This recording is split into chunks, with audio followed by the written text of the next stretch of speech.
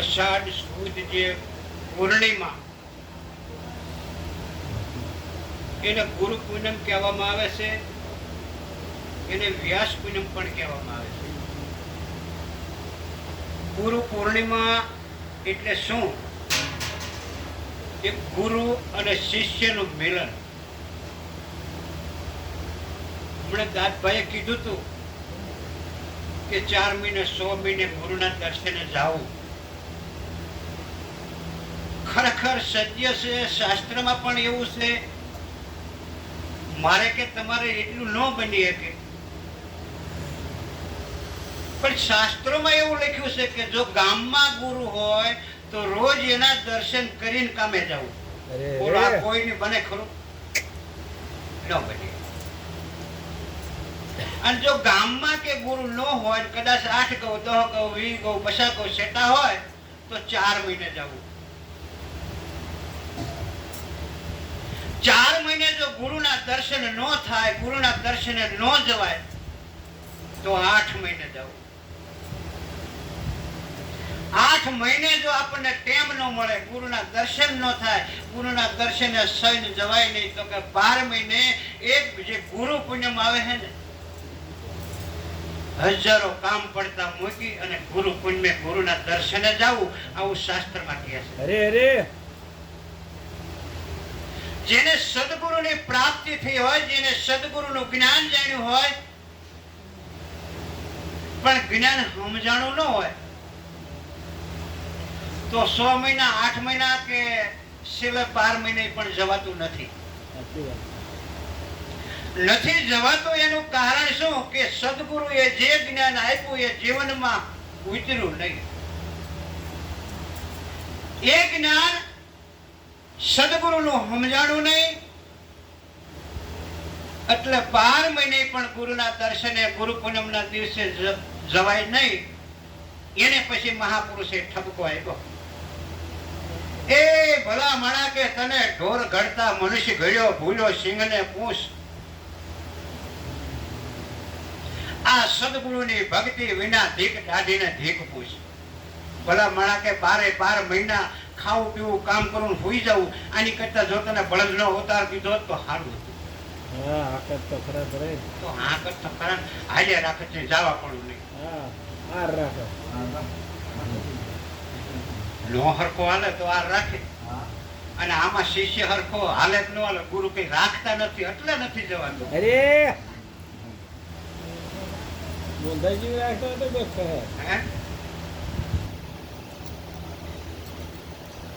ગુરુ પૂર્ણિમા એટલે ગુરુના પ્રેમની પાવન પર્વ. ગુરુ પૂર્ણિમા એટલે ગુરુ શિષ્યનું પાવન પર્વ. પર્વ એટલે દિવસ, દિવસ એટલે તહેવાર. જેવી રીતે આપણે કોઈ દિવાળીનો તહેવાર આવે પછી બેહતા વર્ષથી કેવો બધાને આનંદ હોય છે. આ તો અત્યારે ચોમાસામાં વરસાદ હોય છે, વાદળા હોય છે, નકર પૂનમના દિવસે જો વાદળ ન હોય ને તો હોળ કળાનો ચંદ્ર ખીલે. તો એ હોળ કળાનો જે ચંદ્ર ખીલે છે એને ઉપમા આપી દીધી ગુરુને ઉપમા. એટલે કે ગુરુ કરવા તો કે એવા કરવા. કેવા? કે ગુરુ કીજીએ તો ऐसा कीजिए जैसा पूनम का चंद. એટલે તેજ દિયે પણ તપે નહીં અને ઉપજાવે આનંદ. જો બીજા કોઈ એવા ગુરુ મળી ગયા ને, એટલે આ જ્ઞાન તો દેવાનું બાકી રહ્યું, પણ તમને ન બોલવાના શબ્દો બોલે. શું કામ? ગુરુના 2 પ્રકાર આવે, વશિષ્ઠ મુનિ અને વિશ્વામિત્ર ઋષિ. 2 હતા ગુરુ, પણ વિશ્વામિત્ર મારી જોડે ક્રોધી બહુ હતા. એવા જો ક્રોધી ગુરુ મળી જાય, કોઈ જગ્યા ધારી હોય કે મંદિર ધારી હોય, મઠ ધારી હોય, એ ભગવા કપડા દાઢી જટા બેરખા વાળા ગુરુ જો મળી જાય, જ્ઞાન ન મળે પણ ન બોલવાના શબ્દો મળે, તો એ દગા કહેવાય. અને સદગુરુ તો મને અને તમને એવા મળ્યા, એટલે તપે નહીં, સમજાવે અને ધીરે ધીરે આખા વિશ્વનું જે જ્ઞાન, એટલે મહાપુરુષે લખ્યું કે ગુરુ કીજીએ તો ऐसा કીજીએ जैसा પૂનમ કા ચંદ. પૂનમનું અંજવાળું હોય, ગમે એવો ખીલ્યો હોય, પણ જોઈજો એનો તાપ આપણને ન લાગે તડકા ગળે. એમ મારા અને તમારા કંઈક સદભાગ્ય હશે કે જેથી કરી અને એવા મહાપુરુષો સદગુરુનો સંગ આપણને થયો.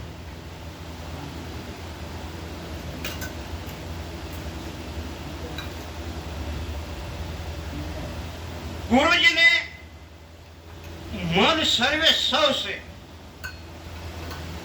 ગુરુજીને મન શિષ્ય એક પોતાના દીકરા સમાન છે. ગુરુ અને શિષ્યનો જે સંબંધ દીકરા અને બાપ કરતા સળિયાતો. અરે પોતાનો દીકરો ગાંડો ખેલો હોય, બાપને તો વારો જ હોય. હા પછી કોઈ બાપ એવો ન હોય કે મારા છોકરાને ચોરી કરતા શીખડાવું કે દારૂ પીતા શીખડાવું. પછી અઠક પૈને હાથે કોકની શપથ કરીને શીખે ભલે શીખે, પણ બાપ નો શીખડાવ.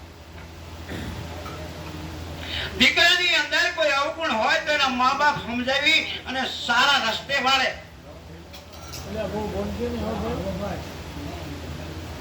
એ મને અને તમને પણ ગુરુ એક સત્યના રસ્તે વાળે છે. અરે સત્યના રસ્તે ભાગ વિના વળાતું નથી. હો,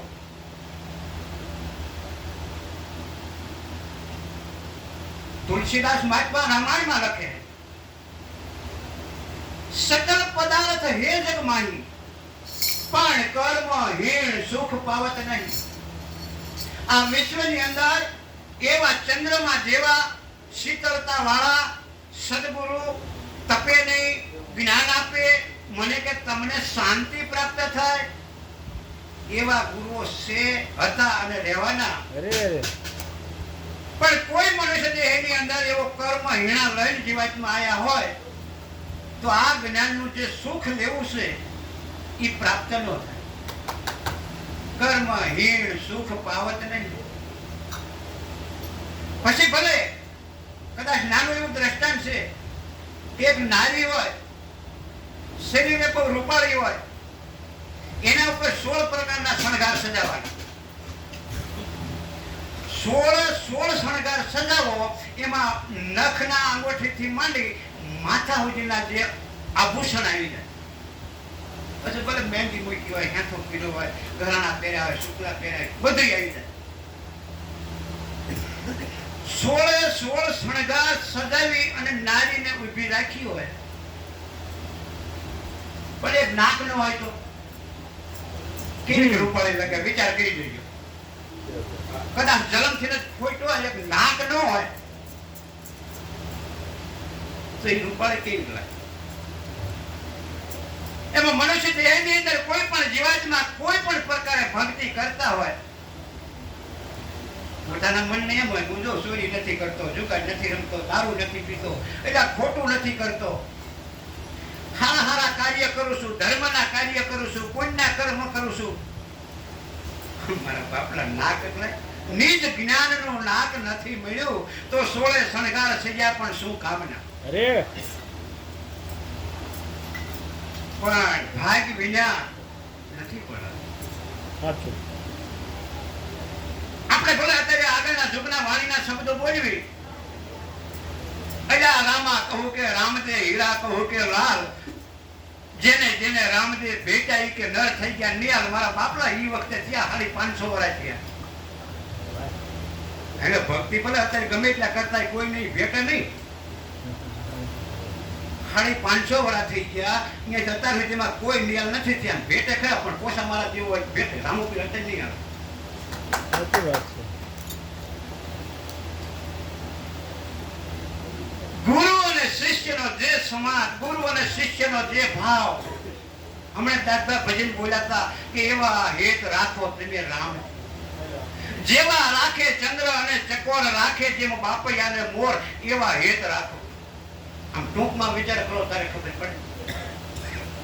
નાનું એવું બાળક હોય, હાલવા શીખ્યું ન હોય, ઘોડિયામાં હુવાયું હોય, ફૂતું મૂકી અને તેમ પાણી ભરવા જાય કે વાડીએ ખડની કાંહડી લેવા જાય, પણ એનું લક્ષ્ય એક ધારું બાળક પાસે હોય.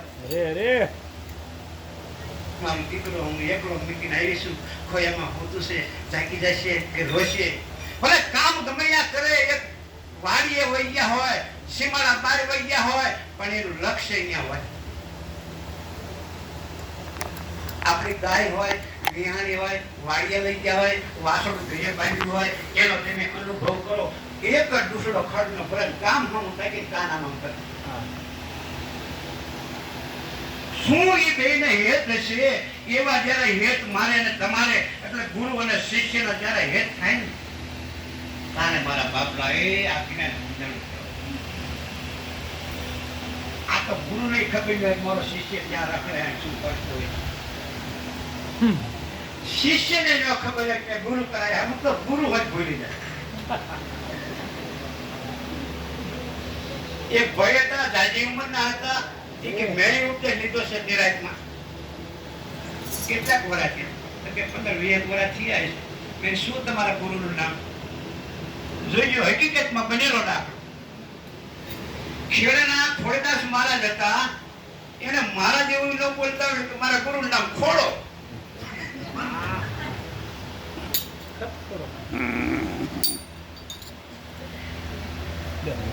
હવે એ જ્ઞાન ક્યાં સમજાય? અરે જ્ઞાન સમજવું, જીવનમાં ઉતારવું, કઈક સદગુરુનો ભેટો થયો છે. એ જ્ઞાન જેથી તમને સમજાશે તેથી તમને કઈક આનંદની સોળી જોતી આવે છે.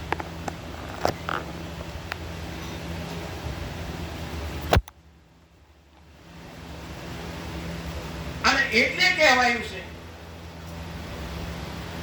કે ગોવિંદ અને ગુરુ આપણે પણ હાથીમાં એક કરી આવે. ગુરુ ગોવિંદ કે પ્રત્યક્ષ મળ્યા. તો ગોવિંદ એટલે પરમાત્મા, પરમાત્મા એટલે ભગવાન. ગુરુ તો મળ્યા, પણ ગોવિંદ એટલે હાથીમાં કરી આવે છે. ગુરુ અને ગોવિંદ પ્રત્યક્ષ મળ્યા. પ્રત્યક્ષ એટલે જેમ છે તેમ જોયા. ભગવાન આખું જગત કરી રહ્યું છે, ભગવાનને મેળવવા મચી રહ્યું છે. તો ભગવાન સાકાર છે કે નિરાકાર? જો નિરાકાર હોય તો આપમેળે નક્કી ન થાય. સાકાર હોય તો સાકાર સ્વરૂપે જે ભગવાન મળ્યા એથી વિશેષ તમારે કયા ભગવાનની જરૂર છે? સાકાર અને નિરાકાર છે એક, પણ મને કે તમને જે મળ્યા એ મને પ્રગટ ભગવાન મળ્યા છે કે કેમ? આટલો જો અનુભવ થઈ જાય અને એટલું જો સમજી જાય તો બહુ ખરું. એટલે પાણી ના કરવું હોય શું કરવું પડે? વિચાર કરો.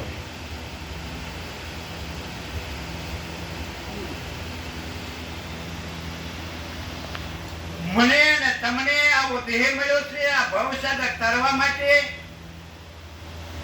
મારા ને તમારા દેહની અંદર જે જીવાત્મા હતો એ જીવાત્મા આ દેહ નતો મળ્યો તેથી પશુમાં, પંખીમાં, પ્રાણીમાં અનંત યુગ રખડ્યો છે. એકય દેહથી તીર્યો જ નથી. તો મને ને તમને આવો માનવનો અવતાર મળ્યો. આવા માનવના અવતારમાં સદગુરુની પ્રાપ્તિ થઈ અને એ સદગુરુના શબ્દો અને એ જ્ઞાન જો ન સમજાય, 1-12 મહિને નો ગુરુકુળમાં જવાય તો આપણા જીવનને, આપણા મનને એક ઠપકો દેવો પડે. કોઈને નક્કી થયું કે પાણીને તરવું હોય શું કરવું? મારે તમારે પાણી નથી તરવાનું, પાણીને તરવું હોય તો શું કરવું? એને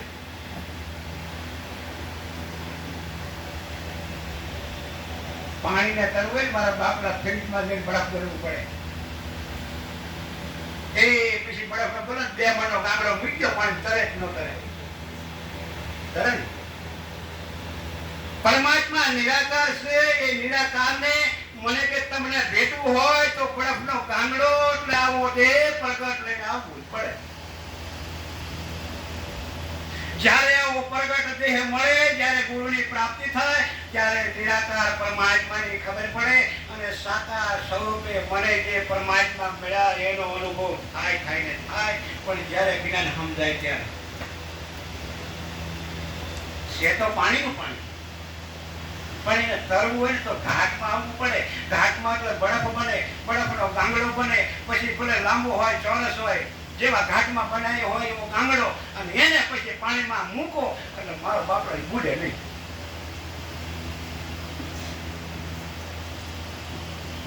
એટલે મહાપુરુષે લખ્યું કે ગુરુ અને ગોવિંદ દોનું ખડા કિસી કો લાગુ પાય. એટલે બલિહારી ગુરુદેવની જેને ગોવિંદ દિયો બતાય.